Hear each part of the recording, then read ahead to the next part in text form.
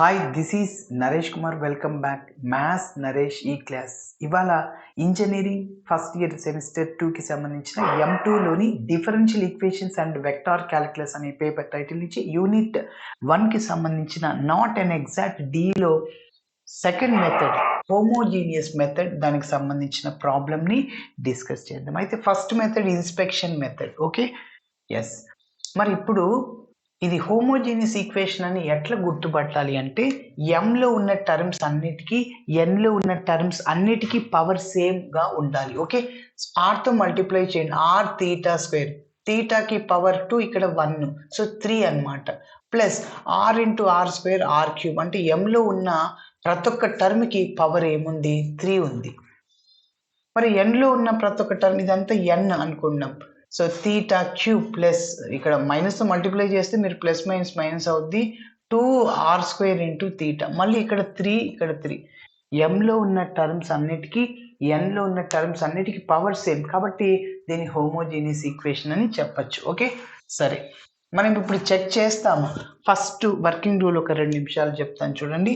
Given ఈక్వేషన్ని M D theta plus ఎన్ డిఆర్తో compare చేయాలి.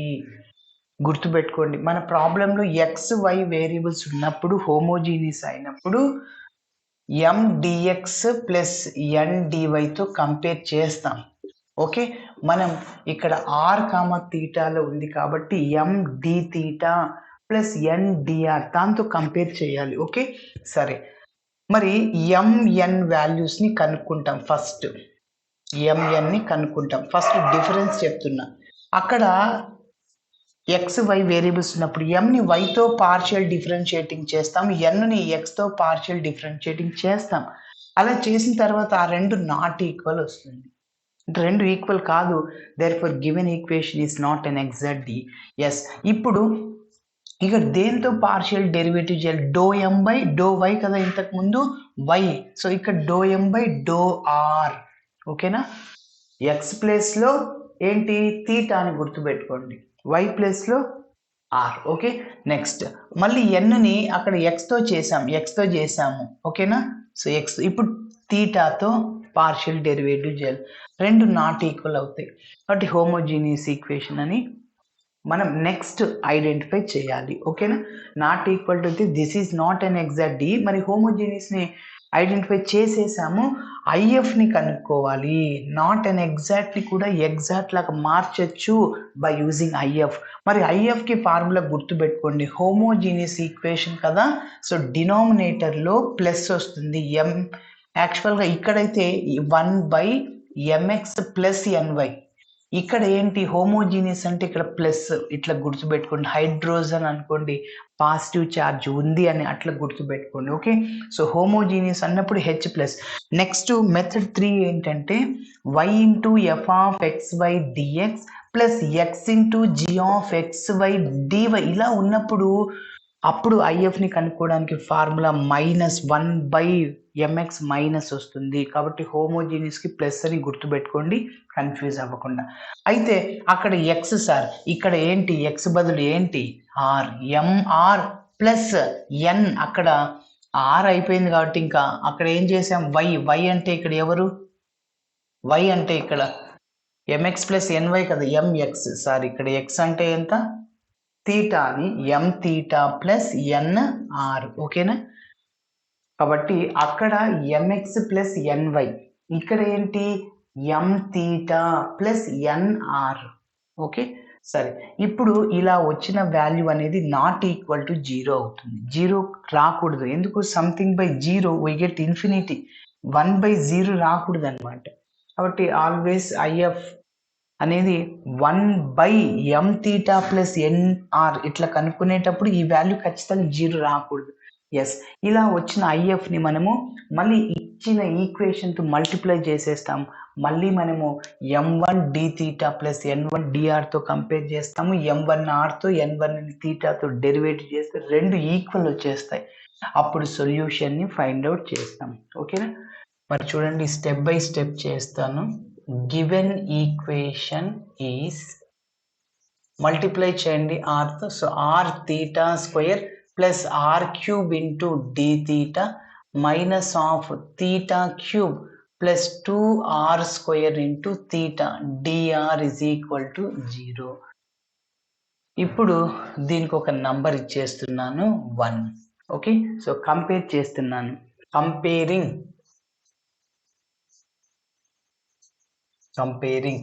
the above equation with దేంతో compare చేయాలి? m d theta plus n dr is equal to 0 we get. అప్పుడు mn values ని కనుక్కుంటాం. m ని r తో చేయాలి పార్షియల్ డెరివేటివ్, అలానే n ని థీటాతో.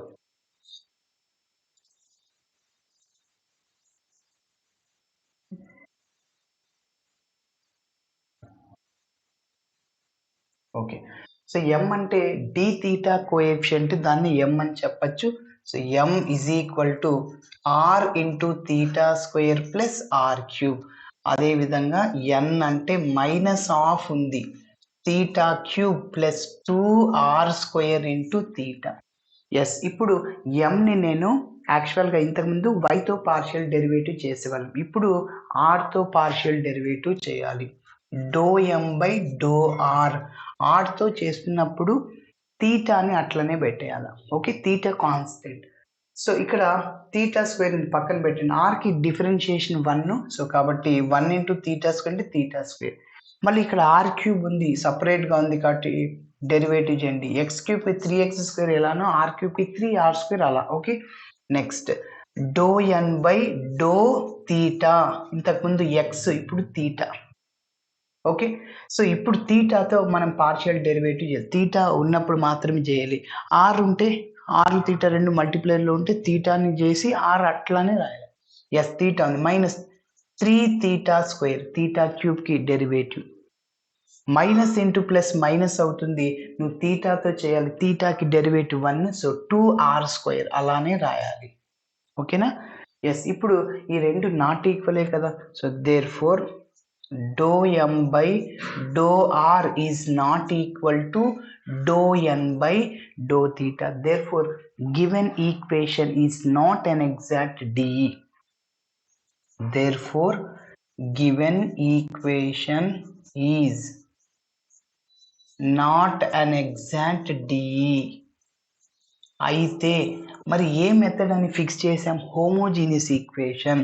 Also given equation is homogeneous differential equation. ఓకేనా? ఎస్, ఇప్పుడు మనం ఏం చేయాలి? ఐఎఫ్ని కనుక్కోవాలి. సో ఫస్ట్ మనము ఆ డినామినేటర్ ఉన్న వాల్యూని కనుక్కోవాలి. ఏం చెప్పాను? ఐఎఫ్కి ఫార్ములా ఎంఎక్స్ ప్లస్ ఎన్వై కదా, 1 చేద్దాం. సో ఈ ఎంఎక్స్ ప్లస్ ఎన్వై, ఎక్స్ అంటే ఇక్కడ ఎవరు? ఎం తీటా ప్లస్ ఎన్ఆర్, అది కనుక్కోవాలి. ఎం తీటా ప్లస్ ఎన్ఆర్ అంటే ఎంని తీటాతో మల్టిప్లై చేయండి. ఎం అంటే ఇదే కదా, చెప్పండి. R into theta square plus are cube into పక్కన theta, M theta plus NR. ఎన్లో మైనస్ ఉంది, ప్లస్ ఇంటూ మైనస్ అయిపోతుంది, ఎన్ రాయండి. Theta cube plus 2r square theta into పక్కన ఆర్. ఓకేనా? ఇప్పుడు ఈ 2 టర్మ్స్ని తీటాతో మల్టిప్లై చేయండి. ఆర్ ఇంటూ తీటా క్యూబ్ అవుతుంది, తీటా స్క్వేర్ ఇంటూ తీటా. ఇక్కడ plus are cube into theta. Okay, మళ్ళీ మైనస్తో మల్టిప్లై చేయండి. Theta cube into R, R theta cube, రెండు ఒకటే, R into theta cube. Minus R theta cube plus R theta cube cancel, minus into plus మళ్ళీ minus అయిపోతుంది, 2r cube into theta. ఇక్కడ చూడండి, ఈ రెండింటిని సబ్ట్రాక్షన్ చేసేద్దాం. Minus 2r cube plus are cube theta, minus 2r cube theta plus r cube theta, that both are like terms because they have same variable and that power is also same. So same variables ఉన్నప్పుడు వాటి power same గా ఉన్నప్పుడు like terms అని చెప్పచ్చు. Power 1 r cube. Okay, so కాబట్టి -2 + 1 ఎంత? -r³ theta. కాబట్టి minus r cube theta. ఈ వాల్యూ నాట్ ఈక్వల్ టు జీరోనే కదా, m theta plus n r yes. ఇప్పుడు మనము ఐఎఫ్ని క్యాలిక్యులేట్ చేస్తాము. సో నెక్స్ట్ స్టెప్ ఇక్కడ నోట్ చేస్తున్నా, ఐఎఫ్ ఈజ్ ఈక్వల్ టు ఐఎఫ్కి ఫార్ములా 1/mx కదా, ఇక్కడ m theta plus n r. So that is equal to 1/m theta plus n r అంటే minus r cube theta. Minus అనేది డినామినేటర్లో ఉన్న ఒకటే, న్యూమరేటర్లో ఉన్న ఒకటే.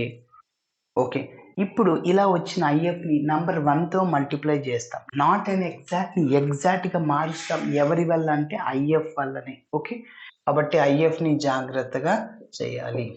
So multiply equation 1 with IF, then 1 becomes, then number 1 becomes. Okay, జాగ్రత్తగా చేయండి. ఇక్కడ రాస్తున్న 1 implies -1/r³ ని దీంతో మల్టిప్లై చేయాలి. -1/r³ ఇంటూ ఇదంతా. ఓకేనా, కాబట్టి -1/r³ theta. Okay, next. So ఇక్కడ ఆల్రెడీ మైనస్ ఉంది, కానీ ఇక్కడ మైనస్ ఉంది, ప్లస్ అయిపోతుంది. కాబట్టి 1/r³ తీటాని మళ్ళీ దీంతో మల్టిప్లై చేస్తాం. 1/r³ into theta. Okay, next step.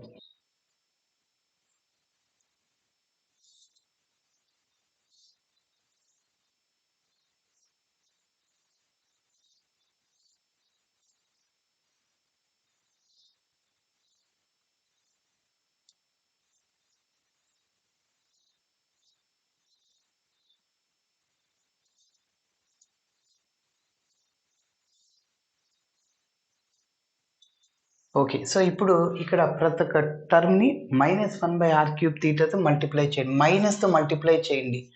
r theta square divided by r³ theta. ఓకేనా, ఎస్. ఇక్కడ మైనస్ ఇంటూ ప్లస్ మైనస్ అయిపోతుంది, r³ తీటా.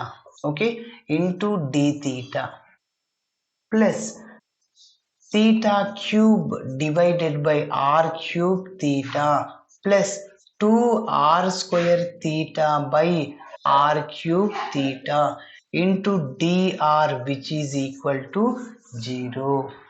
Okay, yes. ఇంకొద్దిగా సింప్లిఫికేషన్ చేద్దాం. సో మైనస్ r క్యాన్సిల్ అయిపోతుంది, తీటా స్క్వేర్ ఇక్కడ తీటా క్యాన్సిల్ అయిపోతుంది. కాబట్టి న్యూమరేటర్లో ఓన్లీ తీటా ఉంటుంది, ఎందుకంటే ఇక్కడ ఒకటి పోయింది. r క్యాన్సిల్ అయిపోయింది, r² మిగులుతుంది. మైనస్ r³ క్యాన్సిల్ 1/తీటా d తీటా ప్లస్ ఇప్పుడు తీటా క్యూబ్, ఇక్కడ ఒకటి తీటా క్యాన్సిల్ అయిపోతుంది. So theta square by r³ plus ఇక్కడ తీటా r² క్యాన్సిల్ అయిపోతుంది. సో 2/r మిగులుతుంది. r²/r³ అంటే ఇంకేముంటుంది, ఒక r ఉంటుంది డినామినేటర్లో. Yes, this is taking as number 2. ఇప్పుడు మళ్ళీ మనం దీని m d theta plus n drతో ఆల్రెడీ mn వాడాం కదా, m1 n1 అని పేరు పెట్టుకుందాం. Okay, so comparing the above equation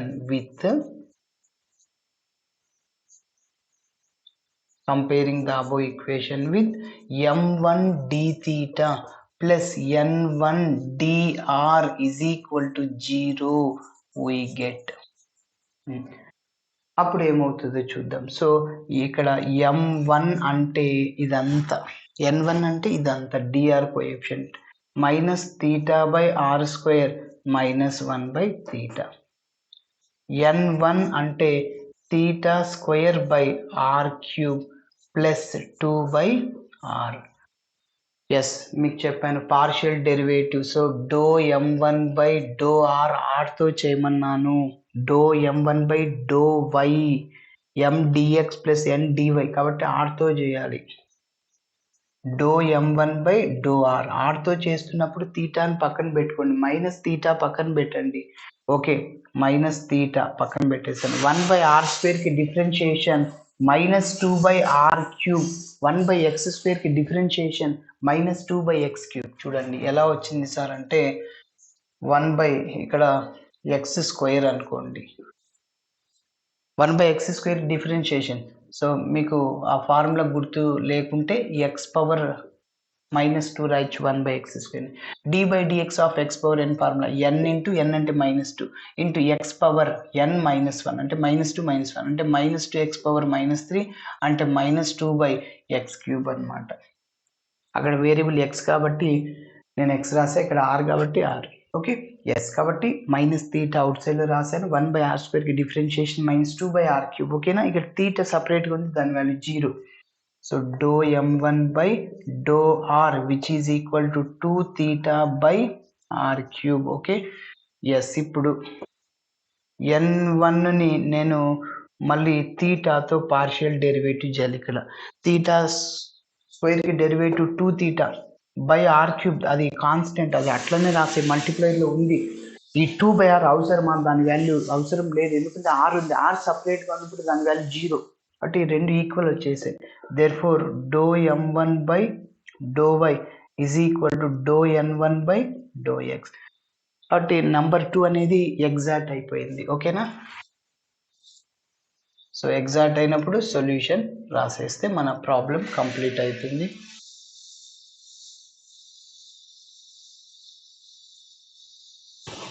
okay, so next continuation step ఏంటి, సొల్యూషన్ రాస్తాం. Therefore equation